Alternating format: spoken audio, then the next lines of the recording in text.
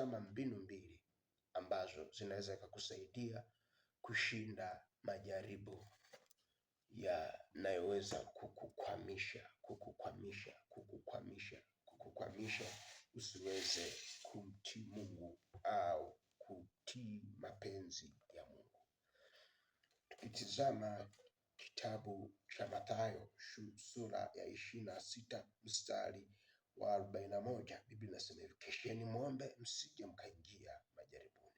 Kwa utagundua hii neno kesheni muombe msije mkaingia majaribuni, hafu inatoa sababu, kwa maana inasema hivi: roho ilas lakini mwili ni dhaifu. Kwa nini? Kwa hiyo roho ilas, ila udhaifu wa mwili unaweza ukatukwamisha.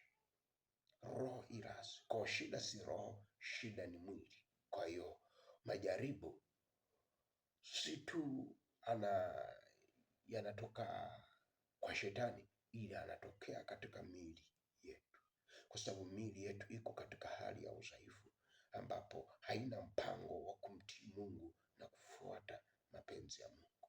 Ndio maana hata ukisoma kile kitabu cha Waebrania ile sura ya 5 mstari wa 7 na 8, Biblia inasema hivi: yeye siku hizo za mwili wake alimtolea yule awezaye kumwokoa na kumtoa katika mauti, maombi na dua pamoja na kulia sana na machozi, akasikilizwa kwa jinsi alivyokuwa mcha Mungu, na ingawa ni mwana alijifunza kutii kwa mateso yaliyompata. Bwana Yesu asifiwe. Tukirudi katika kile kitabu cha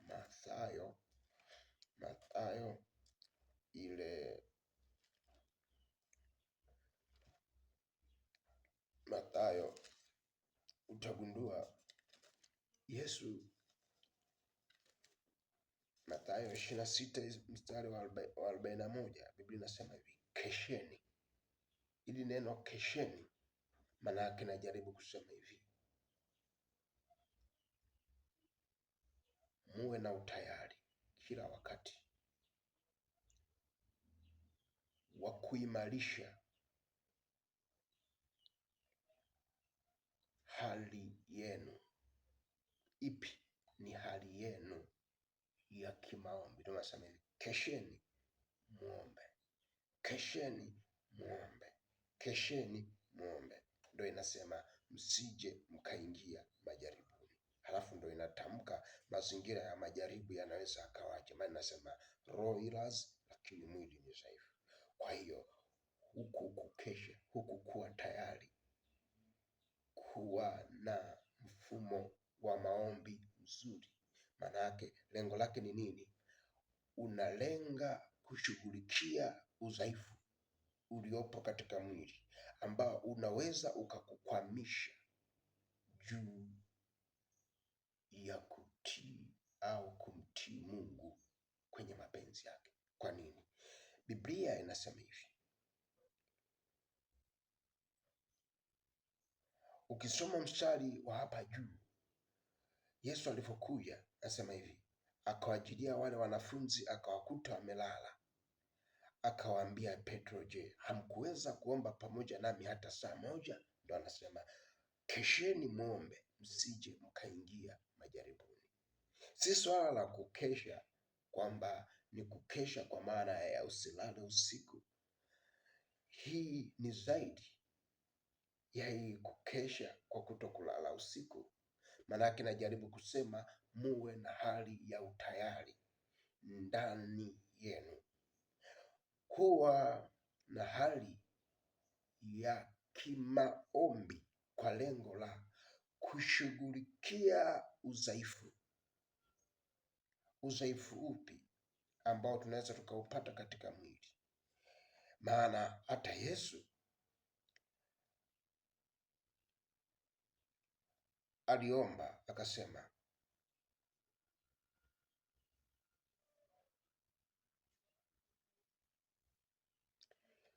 utagundua alienda kuomba yeye akimwambia Baba, ikiwezekana kikombe hiki kiniepuke, lakini si kama nitakavyo, bali mapenzi yako apate kutimizwa. Utagundua hii ni mfano mzuri sana kwamba alikuwa anajaribu kutuonyesha kitu gani, kwamba mbele yake alikuwa anajua juu ya mapenzi ya Mungu ya yeye kupitia mchakato wa msalaba, kwamba ni mapenzi ya Mungu kwake, lakini mwili hauko tayari, lakini roho ilazi. Kwa hiyo sisi wenyewe katika maisha yetu, kwa ajili ya kutimiza mapenzi ya Mungu, tunakutana na mazingira ya jinsi hii ambayo Mungu kuna namna ambavyo anataka tuende, au kuna namna ambavyo kuna mapito katuwekea kwa lengo la kutimiza mapenzi ya Mungu. Lakini ikiwa hatutakuwa wawekezaji wazuri wa maisha ya maombi, manake kuna mahali tutakwama. Mwili utatukatalia, mwili utakosa kutupa ushirikiano wa kufanya mapenzi ya Mungu. Kwa hiyo maisha yako ya kimaombi yanahitajika kuchunguzwa kila wakati, kama angalau yanaweza yakatumika kunyamazisha mwili wako ukawa tayari kutii, na kwamba ili kwamba mwili wako usitumike kuwa jaribu la kukuzuia, kukuweka njia panda, kuwa na hali ya mashindano kati ya roho yako na mwili wako. Mwili unakugomea na roho iko tayari. Kwa hiyo kwa roho utajua jinsi ya kumpendeza Mungu, lakini kwa mwili itakuwa ni mbali sana juu ya kutimiza mapenzi ya Mungu. Kwa maombi unavyoendelea kuomba, ndio maana Biblia inasema hivi katika ile Warumi 8 kwamba kadhalika Roho naye hutusaidia udhaifu wetu, kwa maana hatujui kuomba jinsi tupasavyo, lakini yeye hutuombea kwa kuugua kusikoweza kutamkwa. Ile kwamba utawekeza katika utayari wa kuomba kwa lengo la kutaka kutimiza mapenzi ya Mungu, maana yake Mungu ataachilia msaada wake kwako katika Roho Mtakatifu kukusaidia, ili kwamba mazingira hayo yasitumike kukukwamisha, na mwili wako usiwe jaribu la kukukwamisha, la kukuangusha. Bwana Yesu asifiwe. Lakini pia jambo jingine, ukiachana na jambo hili, kinachotakiwa kwako, imarisha hali yako ya uhusiano na Mungu. Imarisha hali yako ya uhusiano na Mungu, itakusaidia kukupa ushindi kwenye majaribu mbalimbali, kwenye majaribu mbalimbali. Kwa nini? Mungu, unavyoimarisha hali yako ya uhusiano wewe na Mungu, maana yake thamani ya Mungu ndani yako inakuwa kubwa kuliko chochote. Kwa hiyo nafasi ya Mungu ndani yako inakuwa kubwa kuliko chochote. Kwa hiyo chochote ama vyovyote havitaweza kutumika kukujaribu au kukukwamisha au kukuferisha, kwa sababu jaribu ikiwa hautafaulu, manake litakuferisha. Ikiwa hautalivuka kwa ushindi, manake litakukwamisha au litageuka kuwa zuio. Lakini uhusiano wako na Mungu utaongeza pendo lako kwa Mungu, utaongeza thamani ya Mungu kwenye maisha yako, itaongeza upekee wa Mungu kwenye maisha yako.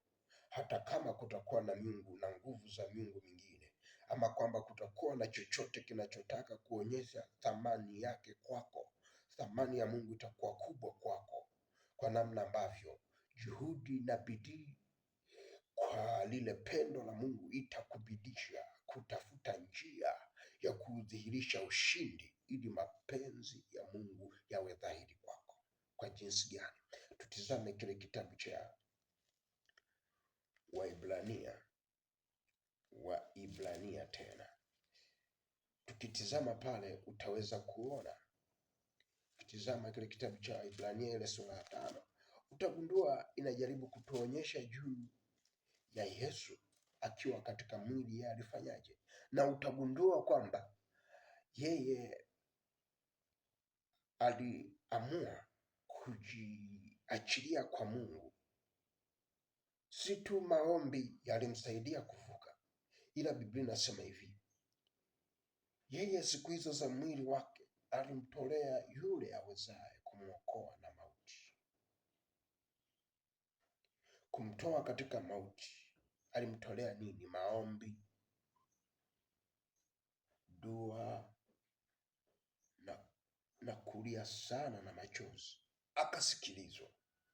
Hakusikilizwa kwa sababu aliomba na kutoa machozi, hapana. Biblia inasema hivi, kwa jinsi alivyokuwa mcha Mungu. Kwa nini? Alikuwa na uchaji kwa Mungu, alikuwa ana utayari wa kumpa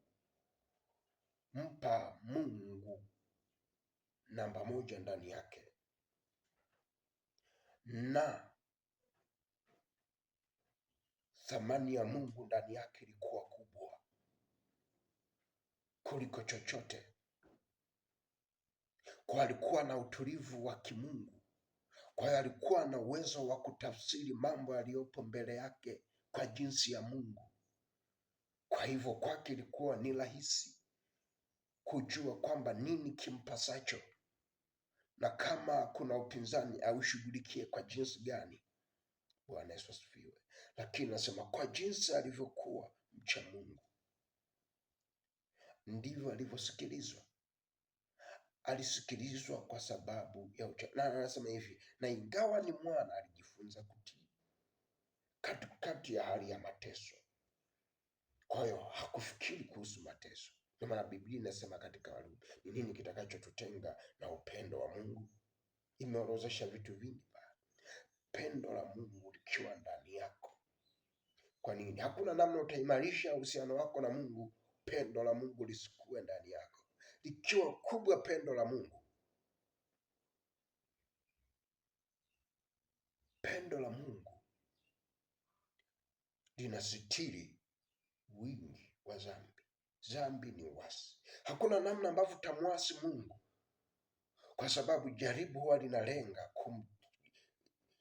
ukifeli, manake linakutenganisha wewe na Mungu. Manake jaribu haliwi jaribu mpaka limekuweka njia panda, kwa namna ambavyo linadai umakini wako upande ule kinyume na Mungu ili umwasi.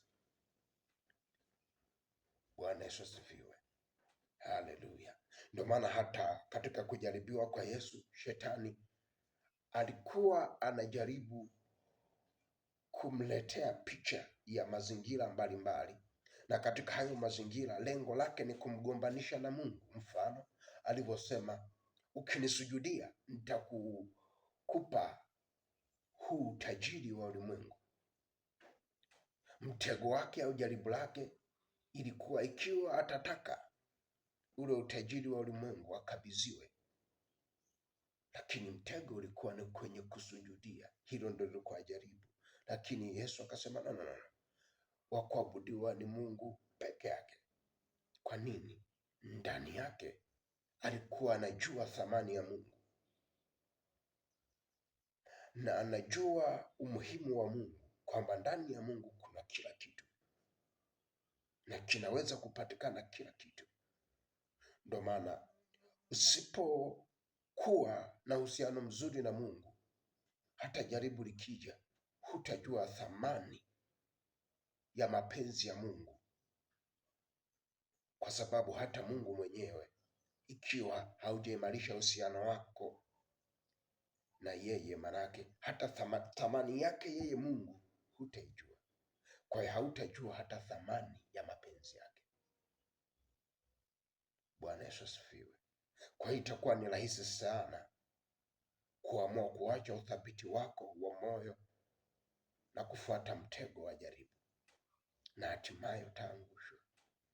Imarisha uhusiano wako na Mungu, imarisha maisha yako ya kimaombi, yatakupa ushindi na Mungu akubariki.